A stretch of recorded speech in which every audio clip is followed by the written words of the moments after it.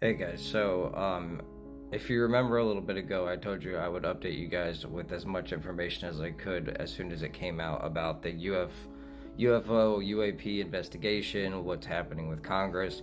So I just wanted to make a short video about what you can kind of expect with the upcoming congressional hearing. Basically, what the point of this skiff is going to be is to talk about the classified special access programs and legacy UAP programs that have been kind of black budget up until this point. They're also going to discuss the whistleblowers themselves are going to discuss allegations of crash retrieval and reverse engineering programs. There's going to be a lot of things that are being declassified. They're saying they're going to be read in for the first time, the representatives, the people in the skiff. They're also going to be discussing national security risk posed by trans-medium phenomenon, which I thought was an interesting way to word that, trans-medium phenomenon. So that's what's going to be on April 9th. Obviously, we're not going to know what's said in the skiff until much later, being May 12th. I guess that's not much later, but still, we won't know until then. But then April 30th, they're going to have a roundtable with experts, officials, and members of Congress. So on April 30th at the roundtable, they're gonna have it's basically the same people in the skiff. It's gonna be like Grush, Elizondo, Mellon, Michael Schellenberger, Michael Gold. Arrow's gonna be there. NASA will be there. The UAP study team representatives from NASA, basically the oversight committee, the Republicans that have been kind of the same ones like Luna, Burkett, Burleson, and the subcommittee chairs Nancy Mace and Glenn Grothman will also be there.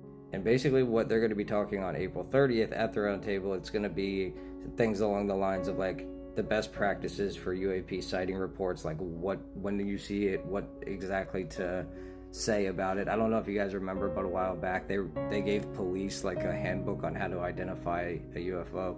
So I guess certain things like that. They're also going to discuss how to better communicate between these different agencies so it's not all discombobulated and like this black budget project where nobody knows what's going on. They're going to create like a network where all these different agencies can communicate, share their information, so nothing's hidden. They say they're going to mention strategies to reduce stigma for pilots and analysts who come forward. So kind of like they said like a couple years ago, like, oh, pilots, don't be afraid to tell us if you found UAP or if you see anything. They're going to discuss basically how they're going to start disclosure for the general public, even though that's already started.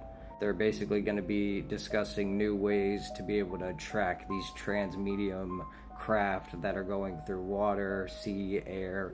They're gonna conversate about how to better track basically these UFOs that are crossing through matter without it actually affecting it whatsoever. And then lastly, there's the week of May 12th, which is when they're going to have the full committee hearing on UAPs, which is when we get to hear all the information that they discussed in the skiff, at the roundtable, whatever they decided to declassify, whatever they want to tell us and whatever they don't want to tell us, basically.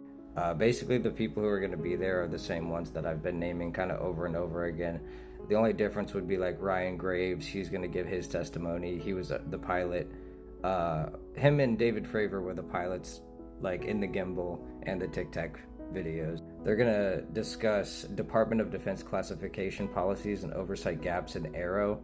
They're going to discuss flight safety incidents and near mid-air collisions documented by naval aviators, because you've heard a bunch of stories of these pilots almost running into these UFO anomalous, whatever you want to call them. They're going to release all the Arrow's findings that they've been kind of gathering over the past 2 years. So whatever Arrow has discovered in these past 2 years that we've been hearing, oh, all this information is going to come out.